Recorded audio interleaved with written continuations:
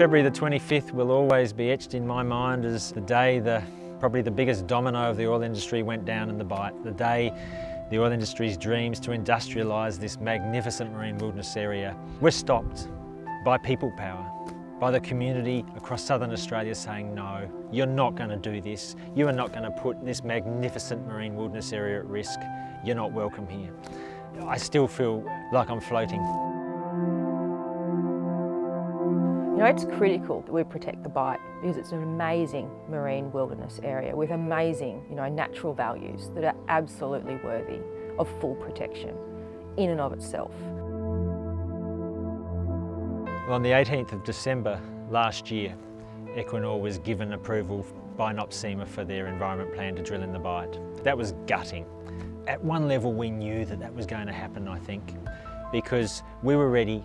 We knew if this was ever going to be approved, it would be snuck through right before Christmas, which is exactly what happened. And then we had 28 days to pull together a legal challenge in the federal court. We were really confident that we had a really strong case. But the reality is you have to be prepared for the worst in these instances, and that was potentially mammoth. A small environment group versus two extremely deep-pocketed potential opponents working together to try to beat you, which is what effectively can happen. There was the potential, if this approval was acted upon and it went unchallenged, that we would set a precedent that would be used by the Australian offshore oil industry and APPEA for years and years to come, that would be almost impossible for us to unwind, which is that big oil and gas wouldn't have to consult any of us ever again. And I have no doubt that if they'd got that principle up, none of us would ever be consulted, ever again.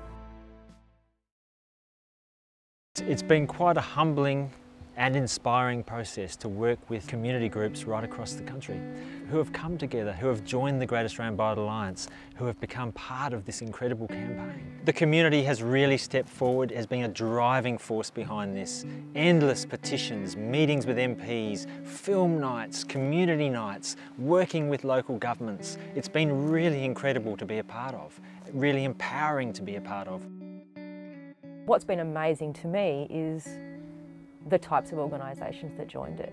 I think it became really powerful and really empowering because we were no longer working just with the usual organisations that have historically worked on fossil fuels. We were working with councils, we were working with traditional owners and fishing industries and fishing communities and surfing communities.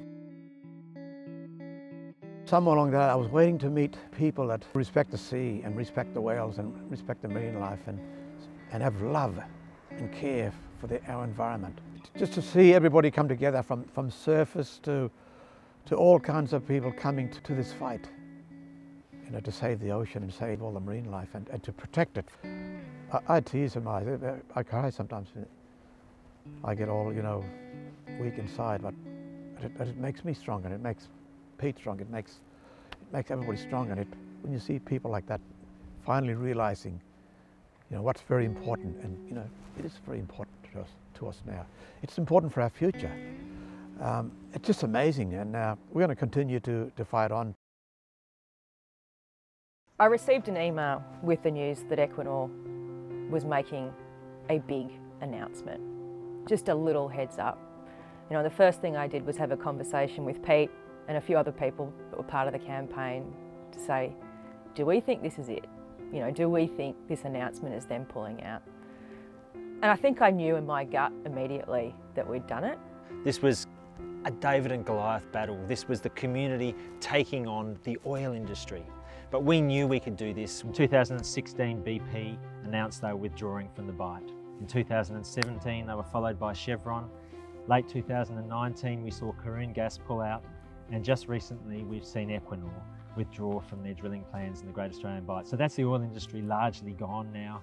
There's still a whole lot of leases in the Bight that need to be wound up, oil industry leases, and we're calling on the Australian government to do that and to certainly stop issuing any new leases. And now we need to move towards a much higher level of formal protection for the region. Ultimately, World Heritage protection is what we want to see, and that would be the end point.